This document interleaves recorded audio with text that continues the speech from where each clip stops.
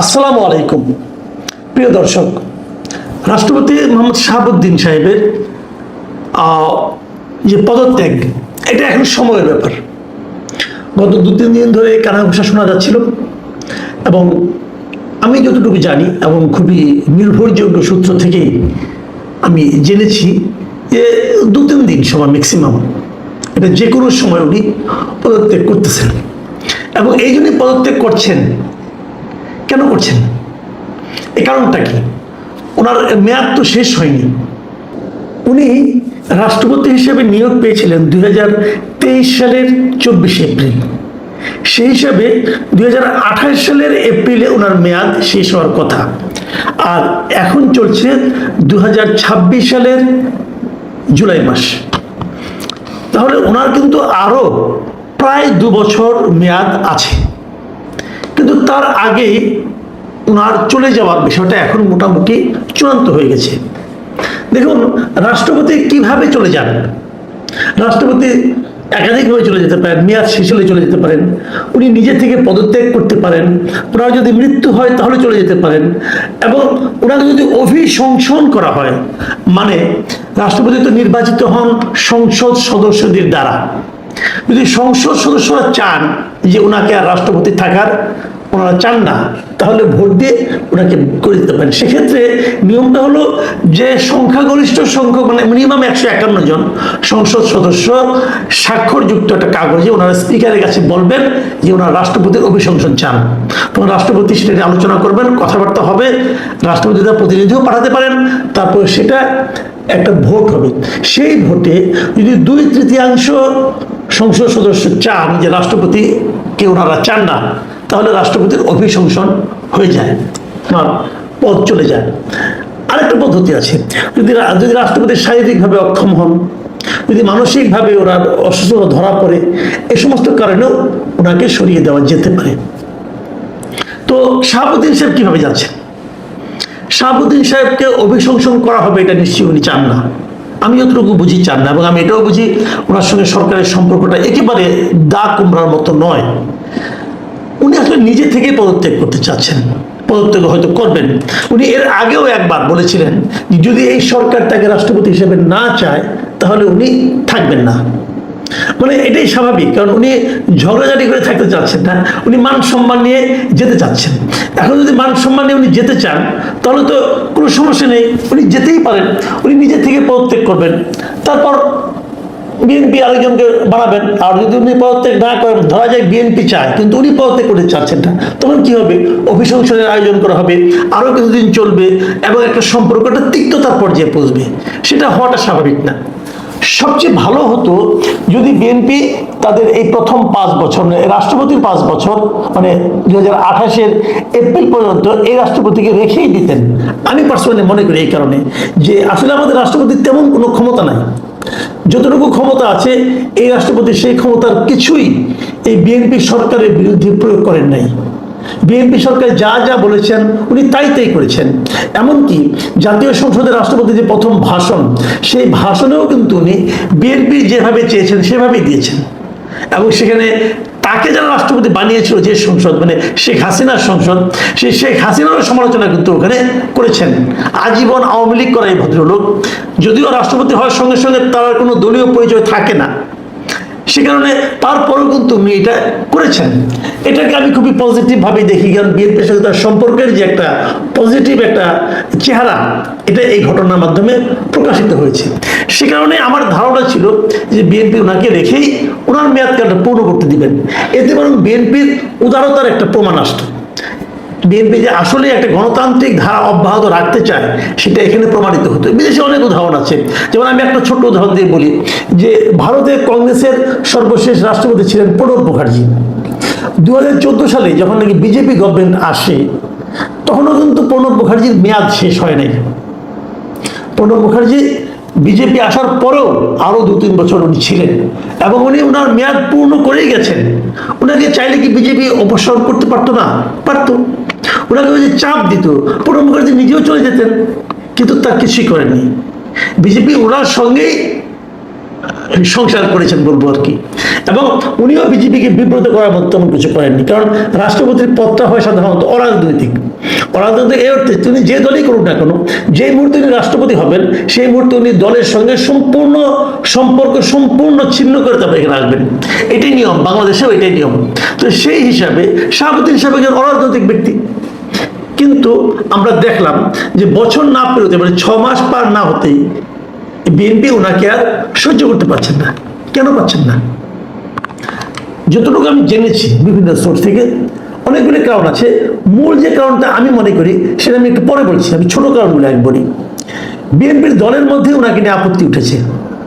তারা আর চাচ্ছেন না যে শাহাবুদ্দিন সাহেব রাষ্ট্রপতি হিসেবে কন্টিনিউ করুক, যে কারণে দলের যিনি মানে চেয়ারপারসন আছেন তিনিও দলের যারা সংখ্যাগরিষ্ঠ মতামত যেগুলো আছে সেই মতামতকে অনার করতে চাচ্ছেন। এটা একটা বিষয়। বিএনপির অনেক কেন্দ্রীয় নেতা যা অনেকে আশা করছেন, তাদের মূল্যায়ন ঠিক মতো হয়নি। অনেকে ভাবছেন তাদেরকে রাষ্ট্রপতি করা যেতে পারে। বিএনপি তো অনেকদিন ধরে অনেকেই করছেন, তারাও তো একটা কিছু প্রতিদান চাইবেন। তো সেখান থেকেও রাষ্ট্রপতি পদের জন্য কিছু প্রার্থী আছেন, তারাও ভাবছেন যে এই রাষ্ট্রপতি থাকলেও তো আমি আরো 2 বছর, আমাদের কোনো চান্স নাই। ওই চান্সটাও ওনারা নিতে চাচ্ছেন। আরেকটা কথা যেটা শুনেছি সেটা হলো যে জামায়াতে ইসলামও নাকি এই রাষ্ট্রপতি কন্টিনিউ করুক, এটা চায় না। এটা তো তারা অনেক আগের থেকে চায় না। জামাত, এনসিপি অনেকদিন ধরে তারা চায় না। এনসিপি তো রীতিমতো আন্দোলন বন্ধ করেছিল রাষ্ট্রপতিকে নামিয়ে দেওয়ার জন্য অন্তর্বর্তীকালীন সরকারের সময়। সেটা সম্ভব হয়নি বিএনপির কারণে। তো কোনো পলিটিক্যাল পার্টি ওনাকে রাষ্ট্রপতি হিসেবে থাকুক এটা চায় না। কেবল বিএনপি, বিশেষ করে তারেক রহমান চাইতেন বলে উনি এতদিন ছিলেন। এখন যদি রাষ্ট্রপতি পদত্যাগ করেন তাহলে উনি কি কারণ দেখিয়ে পদত্যাগ করবেন? যত শুনেছি যে উনি নিজের স্বাস্থ্যগত কারণ দেখিয়ে পদত্যাগ করবেন। স্বাস্থ্যগত কারণটা কি হতে পারে? আপনারা মনে করতে পারবেন যে এবছরের মে মাসের 9 তারিখে উনি লন্ডন গিয়েছিলেন ওনার চিকিৎসার জন্য।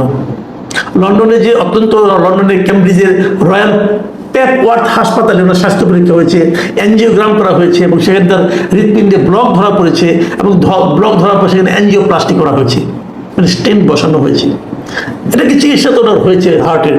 কিন্তু এই হার্টের চিকিৎসার বাইরেও ওনার আরো কিছু রোগ আছে বলে আমি জানতে পেরেছি এবং ওনাদের মানে খুব ঘনিষ্ঠ কিছু লোকের কাছ থেকে আমি জেনেছি যে ওনার এই মুহূর্তে যে রোগটা নিয়ে উনি খুব বিব্রতকর অবস্থা আছেন সেটা হলো অটোনমিক নিউরোপ্যাথি বলে এই রোগটাকে।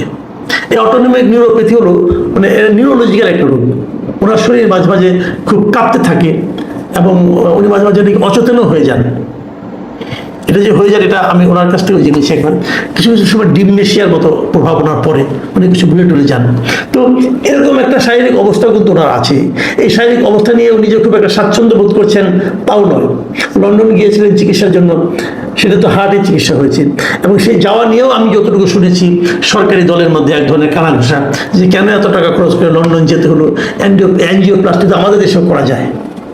তো এটা নিয়ে উনি বিব্রত যে উনি রাষ্ট্রপতি হিসেবে গিয়েছেন, সেটা কানা ঘোষা হচ্ছে ওনাদের মতো উনি বিব্রতকর।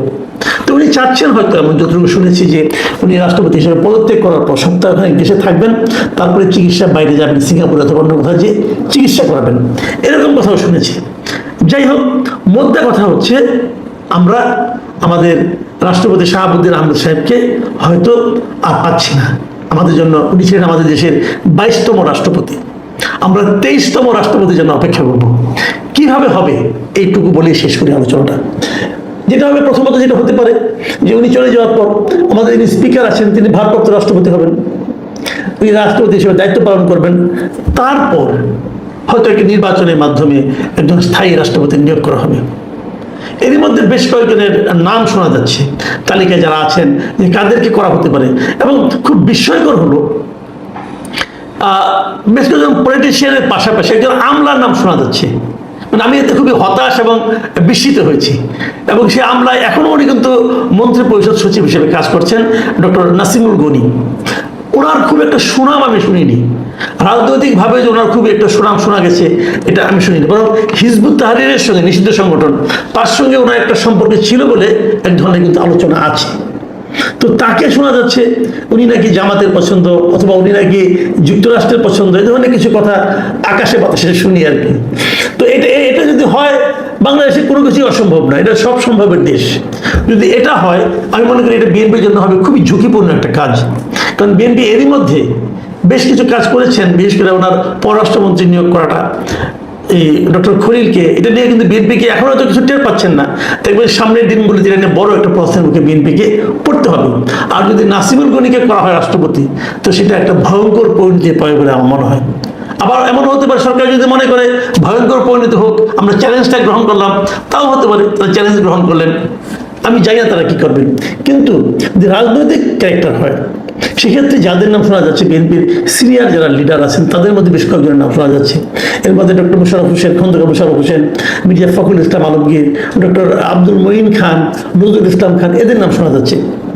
এদের মধ্যে এই চারজনের মধ্যে কাকে করা হবে আমি জানি না ঠিক, কিন্তু আমি ব্যক্তিগতভাবে মনে করি এদের মধ্যে আমার কাছে মনে হয় যে যাকে বানালে সব দিক দিয়ে ভালো হতে পারে। আমি, এটা আমার পার্সোনাল চয়েস, এটা মানতে হবে। আবার দেখলাম মাহবুব কামাল ভাই, আমাদের একজন সিনিয়র সাংবাদিক, উনি ডক্টর মাহবুবুল্লাহর নাম বলেছেন যে তাকে বানালো নাকি ভালো হবে। তো হতে পারে, যে কাউকে হতে পারে। তবে আমি মনে করি কোনো একটা রাজনীতিতে যারা প্রবীণ রাজনীতিবিদ যারা আছেন তাদের মাঝখান থেকে কাউকে না কাউকে বানালে সেটা হবে সবচেয়ে গ্রহণযোগ্য। এবং আমি নিজে পার্সোনালি মনে করি ডক্টর আব্দুল মঈন খান, উনি সব দিক দিয়ে আমার মনে হয় যে এই পদের জন্য সবচেয়ে ফিট লোক হবেন, কারণ ভদ্রলোক উনি অত্যন্ত শিক্ষিত, মার্জিত, এবং তার বিরুদ্ধে দুর্নীতির কোনো অভিযোগ আছে বলে আমি এখনো জানি না। একজন নিষ্কলুষ টাইপের ক্যারেক্টার। শারীরিক অবস্থা ওনার ভালো, শারীরিক অবস্থাটাও দেখতে হবে। খন্দকার মোশাররফ হোসেনের একটা শারীরিক অবস্থা খুবই খারাপ, যদিরাম যে নজরুল ইসলাম খানের শারীরিক অবস্থা ভালো না। কাজে আমি নিজে ব্যক্তিগতভাবে মনে করি যদি ডক্টর আব্দুল মঈন খানকে করা হয়, এটা তাদের নিয়ে আমি জাস্ট আমরা একটা হাইপোথেটিক্যাল কথা বললাম আর কি। তবে এটা ঠিক আমরা খুব শিগগিরই হয়তো এই সপ্তাহের মধ্যেই অথবা 1 মাসের মধ্যে আমরা একজন নতুন রাষ্ট্রপতি পেতে যাচ্ছি, যিনি হবেন 23তম রাষ্ট্রপতি। এখন যে প্রসঙ্গটা বলে শেষ করব, যে কথাটা শুরুতে বলতে চেয়েছিলাম, যে শাহাবুদ্দিন সাহেবের বিদায়ের মূল কারণটা কি? ওরা কিন্তু বিএনপি 6 মাস সহ্য করলো, আর কোনো সহ্য করতে পারছে না। আমার যেটা মনে হয় সেটা নিয়ে আপনাদের সঙ্গে একটু আমি মত বিনিময় করতে চাই। সেটা হলো, আপনারা দেখেছেন কিছুদিন আগে আওয়ামী লীগের সভানেত্রী শেখ হাসিনা বলেছেন যে উনি ডিসেম্বরে দেশে আসছেন। এখন উনি ডিসেম্বরের আগে দেশে আসছেন, এবং ডিসেম্বরের আগে মানে যে কোনো সময় আসতে পারেন, অথবা আসার চেষ্টা করতে পারেন, অথবা আশা নিয়ে নানা ধরনের আলোচনা হতে পারে। এই যে আওয়ামী লীগের ফিরে আসা, ফিরে আসতে চাওয়া, আওয়ামী লীগের সভানেত্রী ফিরে আসতে চাওয়া, এটা নিয়ে কিন্তু বেশ কিছু ঘটনা ঘটেছে। ভারতের ভূমিকা এখানে কি? ভারত হঠাৎ করে কেনই বা তাদের অত্যন্ত প্রভাবশালী একজন মন্ত্রীকে আমাদের এখানে হাই কমিশনার ওখানে পাঠালেন, দীনেশ ত্রিবেদীকে, সেটা নিয়েও এখানে আলোচনা হচ্ছে। এই সমস্ত আলোচনার মধ্যে যতদূর আমি শুনতে পেরেছি, জানতে পেরেছি, যে বিএনপি প্রেসিডেন্ট হিসেবে শাহাবুদ্দিন সাহেবকে নিয়ে আর ঝুঁকি নিতে চাচ্ছেন না। উনি মনে করছেন যে ওই আশার সঙ্গে উনি যদি প্রেসিডেন্ট হিসেবে যখন থাকেন, তখন এই ব্যাপারটা সব মিলিয়ে বিএনপির জন্য একটু ঝুঁকিপূর্ণ হতে পারে। তাহলে কি শেখ হাসিনার সেই ঘোষণা, সেটাই শাহাবুদ্দিন সাহেবের বিদায়ের জন্য মূল কারণ হয়ে দাঁড়ালো? আমরা বলতে পারবো না, কারণ এগুলি কোনো প্রমাণ নেই। তবে আলোচনাটা কিন্তু এভাবে অগ্রসর হতে থাকবে। প্রিয় দর্শক, যেটাই ঘটুক আমরা অপেক্ষা করি, কিন্তু আমি ব্যক্তিগতভাবে আগেই বলেছি যে গণতান্ত্রিক ধারা অব্যাহত রাখাটাই সবার জন্য সম্মানজনক হতে পারত।